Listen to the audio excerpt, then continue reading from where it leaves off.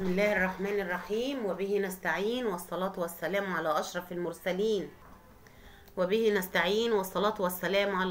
المرسلين. سيدنا محمد وعلى آله وأصحابه الأخيار وسلم تسليما كثيرا. ازيك يا حبايبي، عاملين ايه يا أحلى حبايب وأحلى متابعين؟ في حاجة هنا برضو عايزة أقولها. احنا طبعا النهاردة هنتكلم برضو كل طبعا صفحات التواصل الاجتماعي والسوشيال ميديا وكل الأخبار.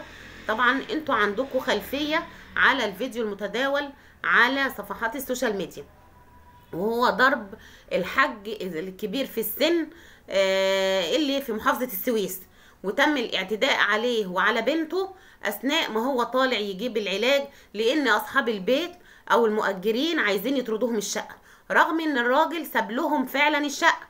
الراجل ساب الشقة ومشي، راح قعد عند نسيبه وكان رايح في الواقعة دي علشان ياخد العلاج بتاعه، بس عشان هو كان عنده جلسة غسيل كلى ونسي العلاج في البيت، فقال لبنته تعالي نجيب العلاج عشان خاطر جلسة الكلى. وزي ما كلنا شفنا على السوشيال ميديا تم الاعتداء عليه ازاي، وبنته روت الاحداث وروت الفيديو واللي حصل. تعالوا معايا بس نشوف لحظة الاعتداء على الراجل. شايفين يا جماعة؟ ده عم سعيد، ده اللي في الصورة عم الشاب اللي دخل ده، وادي الراجل اللي تم الاعتداء عليه. سامعين؟ زي ما انتوا شايفين اهو يا جماعة، شايفين كده؟ والبنت واقفة عمالة تصرخ تقول لك بيضربوا ابويا بيضربوا ابويا. فده ايه؟ ده برضو هيبقى حال المستأجرين، يعني كل مستأجر ممكن صحاب البيت يعملوا معاه بالطريقة دي. وزي واحد من المتابعين باعت لي، يعني انا والله بقول له شكرا ان انت بتتفرج عليا، بيقول لي هو انت خدتيها حكاوه ولا ايه؟ يعني انت كل يوم والتاني تطلعي تحكي في موضوع الايجار القديم، ايوه يا جماعه، الموضوع ده هيتني شاغل الرأي العام لمدة 7 سنين جايين لحد ما الحكومة تلم الموضوع ده. لازم الموضوع ده يتلم، لانه شايفين البداية في محافظة السويس تم الاعتداء على الراجل المريض الكبير في السن اللي عمره 66 سنة عم سعيد، وعلى بنته. يعني بنته ذكرت في الواقعة ان هم كسروا باب الشقة عليها ودخلوا جوه وضربوها. والراجل عامل عقد، والعقد شريعة المتعاقدين مع ابوهم الله يرحمه من 35 سنة. هو ده الامن والامان اللي الحكومة عملته مع الناس. فين السلم الاجتماعي؟ فين حقي في الدولة؟ فين الدستور؟ ما الدستور بيكفل ليه حياة كريمة. فين الحياة كريمة اللي الرئيس عبد الفتاح السيسي بيدعو اليها؟ كده مش هتبقى في حياة كريمة، كده هتبقى في مجزرة، كده هتبقى في مذبحة ما بين المستأجر وما بين المالك. فمش هينفع، لازم الحكومة اللي تتدخل. والحمد لله الحمد لله، شكر خاص لوزارة الداخلية ان هي قدرت تحصل على الفيديو وتجيب الاتنين اللي تعدوا على عم سعيد وتم كلبشتهم في السلاسل، وبدل الألم اللي ادوه لعم سعيد ولا الألمين اللي ادوهم لعم سعيد الراجل المريض المسن، دلوقتي مشوهين طالعين اللي مضروب هنا خدوا اقلام. ازاي انت تضرب؟ فين الرجولة هنا؟ والناس اللي واقفة كلها واللي شايفه الموقف، ازاي يخلوا واحد زي ده يتعدى على راجل كبير؟ هي الرجوله اتمنعت خلاص، ولا هم دول بلطجيه؟ ولا دي بقت سياسه الشارع المصري البلطجه وقله الادب؟ يعني انا عايزه افهم في ايه ويضربوا البنت الراجل قدام بنته؟ يعني مفيش احترام، مفيش تقدير حتى لسنه لمرضه. راجل كبير بيغسل كلى وعنده ضغط وعنده سكر وامراض مزمنه، وبيقول له انا طالع اجيب العلاج بتاعي. يعني انت بتمنعه من دخول بيته؟ ده بيته، ما انت بتاخد ايجار. وبرده زي فيه فيديو تاني برده متداول على السوشيال ميديا، بنت معاقه عايشه هي وامها في شقه، برده اصحاب البيت مرازيينهم، وكل ما يكلموها يقولها يا عاجزه يا عاجزه. يعني ايه؟ انتوا بتعايروها بمرضها؟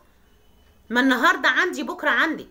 فين السلم الاجتماعي اللي الحكومة، حكومة الرئيس مصطفى مدبولي ووزير الإسكان والبرلمان حطوه في الشعب المصري؟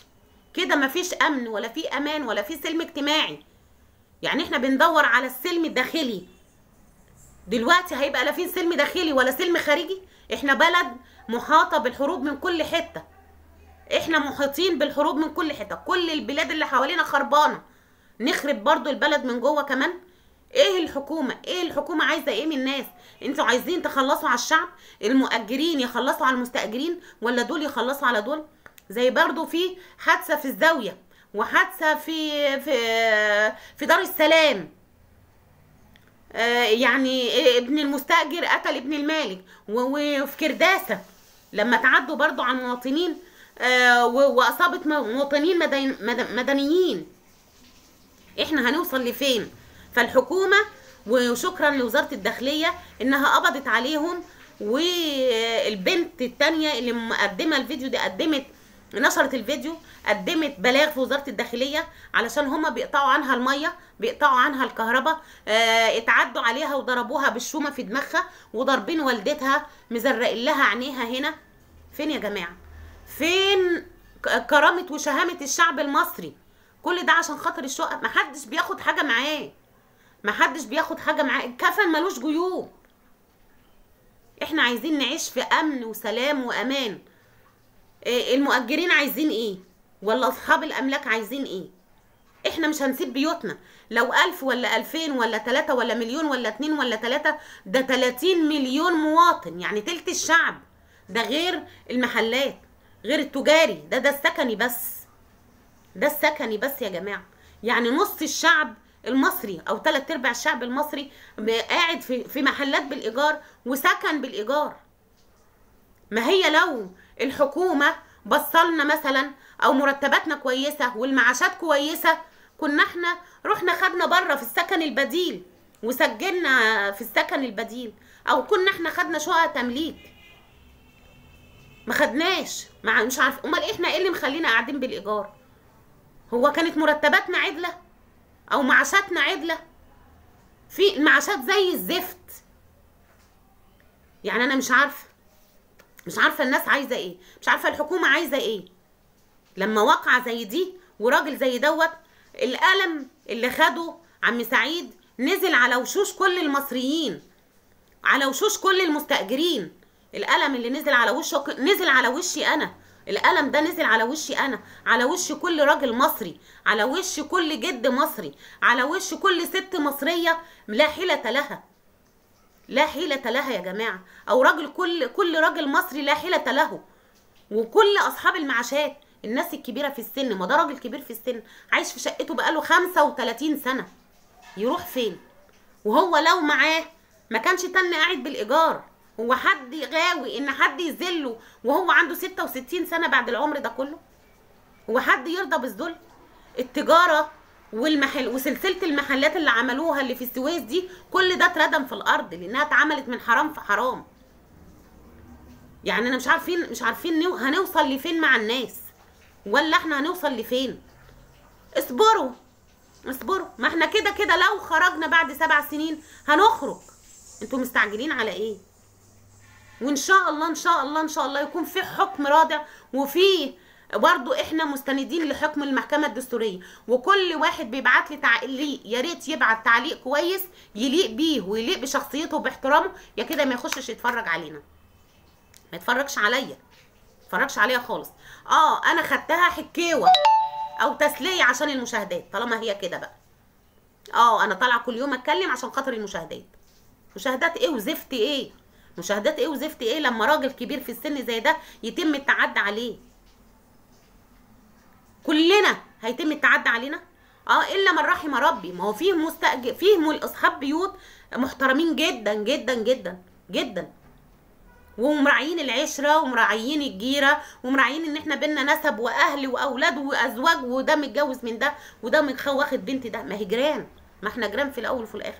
ثم ان المؤجر او صاحب الملك كان عارف ان هو مؤجر بيته وعارف ان هيتورث لجيل واثنين وثلاثه. يبقى انتوا بتتكلموا في ايه؟ زياده الاجره؟ خلاص رفعنا الايجار، خلصنا، مالكوش عندنا حاجه تاني. فيه بيننا وبينكم طعون، وفيه بيننا وبينكم حكم محكمه دستوريه، وده اللي هيفصل ما بيننا. هيبقى فيه تعديل للقانون، فيه مفيش، خلاص بعد 7 سنين هيقولوا الاجره هتبقى قد كده. والله المستاجر اللي قابل يقعد، يعني انا قاعده في الشقه هنا، لو هيزودوا الايجار انا هروح فين؟ اصل انا مش هروح في حته، هقبل زياده الايجار بتاعتهم، بس برضو بدون غلو وبدون شطط. لكن حرام ان احنا نقل ادبنا على بعض ونقل من بعض.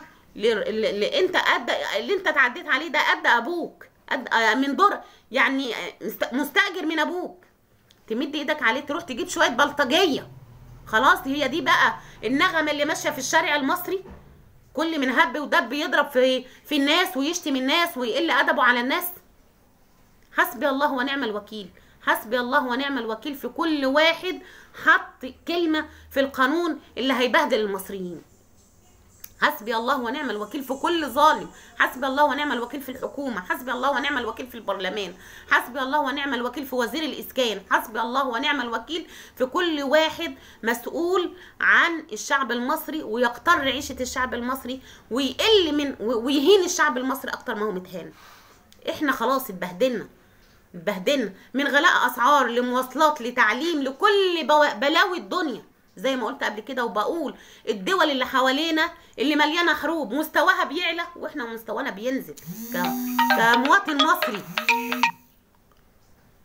انا مش عارفه اقول ايه. حسبي الله ونعم الوكيل. ده كان الفيديو بتاعنا النهارده.